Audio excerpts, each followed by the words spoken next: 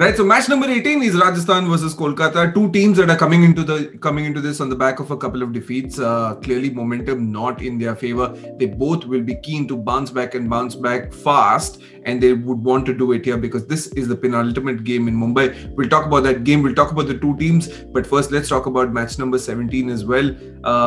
Punjab versus Mumbai turned out to be quite the game, and especially because it was quite the upset. Punjab beating Mumbai, nobody saw that coming. No one really did. Punjab opted to bowl first, of course. Ravi Bishnoi came in, the only change for Punjab. No changes for Mumbai, but Mumbai really did not start out well. Punjab won the toss, of course, elected to bowl first, put Mumbai into bat. Few surprises there. Everybody expected the captain to go out there and say, yes, we're going to bat first, but opted to chase. And the effect was there right away, right? Quinton de Kock didn't get going, out early. Again, Ishan Kishan at 3. Mumbai Indians were trying something new there, didn't work.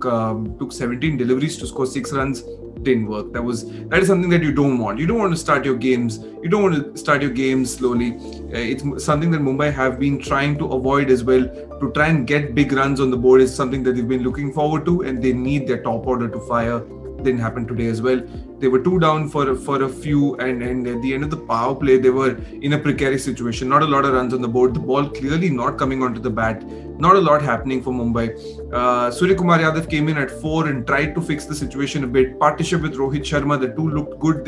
They struck a few boundaries, but not a lot happening there for Mumbai.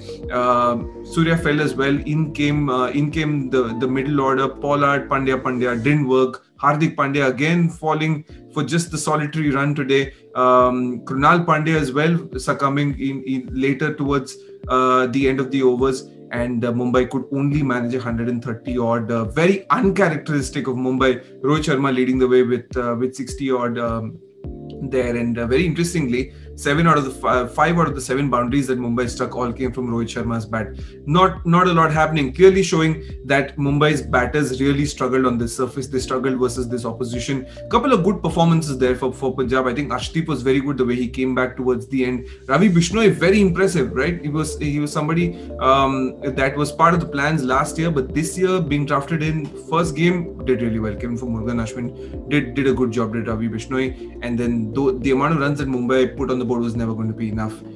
They started well. Mayank and KL Rahul, some fabulous stroke play. I think they took the attack to Mumbai right away from the very beginning. Mumbai rotated their bowlers a lot. Rohit Sharma tried a number of things. At the end of the 8th over, he had tried 7 options, but none of it was ever going to be enough on this surface with that score. So Rahul and Gale at the end saw it through. Calm heads, very important in this situation. In these kind of situations, KL Rahul, Christopher Henry, Gale both parked themselves in the middle. They had a few overs against Jayant Yadav and Rahul Chahar where they saw the overs through. They picked up a few singles here and there. They didn't get worked up about it. Saw the chase through, something that they missed in the previous games, and got Punjab over the line. Much needed win for Punjab. They'll be breathing a sigh of relief, and you could see that at the end of the game on the faces of everybody in the dugouts. Mumbai now move out of Chennai. They go to Delhi in the coming days. This was the end of their Chennai leg. More defeats than they would want, to be very, very honest. Mumbai will not be happy with where they are, but if there's one team that has fought back in the recent past, it is Mumbai. So they will not be worried about it. They'll go back to the drawing board, try and assess the situation, see what's going to work for them in Delhi and execute their plans. All right, let's come back to the preview of the game on Saturday. It's Rajasthan versus Kolkata, two teams that have struggled. Right? We've spoken about it in the past as well. And we spoke about it on the podcast as well. Go check it out. The gap between the 4 at the top and the 4 in the at the bottom of the table is visible, and Kolkata and Rajasthan comprise that bottom half of the table.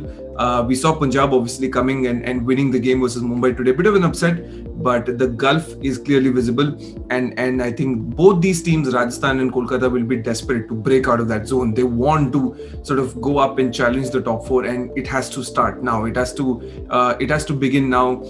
One at the beginning of the end of the first leg, right? So teams are moving from Chennai and Mumbai heading on to different cities. They would want to get another win under their belt at this point of time. And I think more questions around Rajasthan than Kolkata. Kolkata at this point, I think they certainly will try to take the momentum of the previous game into the next game. A couple of fabulous performances in the last one. They nearly beat Chennai after being in a situation being a 31 for 5. I think the fight that Russell, Karthik and Cummins put together to get them really close to the target that Chennai put on the board and nearly get them over the line was heroic, to say the least. Fabulous performance from Kolkata. Almost got there, and that'll give them hope, and that'll give Kolkata fans hope. But on the other hand, Rajasthan really have very little hope to play around with. Last game, of course, was versus Bangalore, and it was the Padikkal and Kohli show. Won it by 10 wickets, and really the wins like these really put you in your misery. And in these situations, you need your leaders to stand up, which is why the Sangakkara Samson combination, head coach and captain, really need to step up to the occasion. Need to sit down and tell the boys that these things happen in T20 cricket. How you move out of these situations is very, very important. So as a team, they need to first psychologically move on from that from that defeat, and then put their skills into good effect when they head out into the park. The practice sessions will be important, let me tell you that. I think the number one situation that Rajasthan need to solve is getting that replacement for Ben Stokes. They clearly are missing that extra piece of quality in the middle order. Yes, David Miller's around. Yes, there are a couple of good hitters lower down in the order, Morris and Tewatia, but they still need that extra piece of quality in the middle order. You're seeing Sanju Samson and Josh Buttler fail more often than not.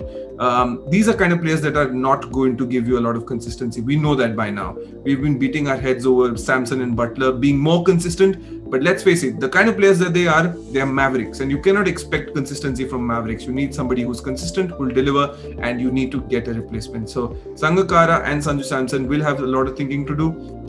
Get Stokes' replacement in, guys. And make it happen soon. Apart from that, let's bring our attention towards the game, because the replacement's not going to arrive anytime soon, will he? I think it's time for Manan Vora to set out, get in Yashasvi Jaiswal. He's a young, dynamic bloke, gives you that left-right combination at the top, gives you a few overs with the ball as well. So I think Manan Vora will sit out. If Rajasthan really do believe in Yashasvi's talent, they have to get him into this team, and it has to happen now.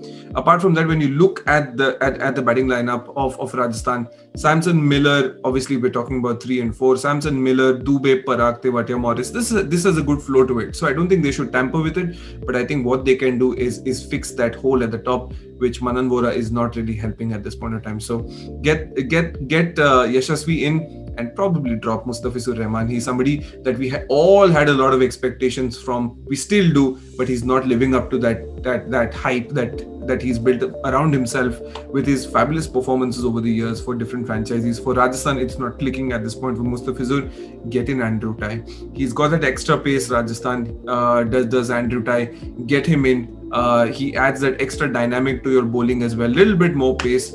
It's time for Andrew Tye to come in for Mustafizur or some other fast bowling talent. But Mustafizur needs to make his way out. Bench him for a few games. Let him think over his bowling. Get him back in for maybe the next leg. But for now, I think it's time for Andrew Tye to play. They have to make a couple of changes for sure. All in all, I think it's going to be an interesting game. Couple of contests that I'm looking forward to. Russell versus Morris is going to be a big one. Two all-rounders, both power hitters. Remember, they can both bat and bowl versus each other. They could be in those situations where they'll face each other. I think that's going to be a big contest. Either way, right? It's going to be a whole lot of fun. The other contest that I'm looking forward to is probably David Miller versus Pat Cummins, or Sanju Samson versus Pat Cummins. Either of them. Fabulous bowler. Pat Cummins needs to showed it with the bat in the previous game, but had a horror with the ball. Remember, he would want to bounce back. He's one of the best in the world with the ball. He would want to bounce back, and I think the same goes for Samson.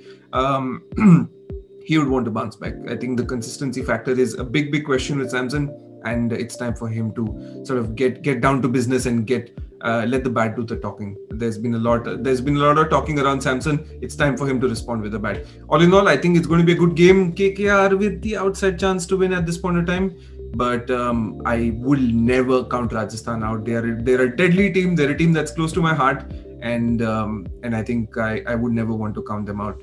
Well, that was Kolkata versus Rajasthan. It's going to be a great game. It's going to be a wonderful Saturday. And make sure you have these things close to you. Yes, your phones, and you follow cricketnews.com as you watch the cricket on the television. Park yourselves in front of the televisions. Relax. Do not step out of your houses. Be home. Watch the cricket. Follow cricketnews.com and stay tuned to everything that we have in store for you this IPL 2021.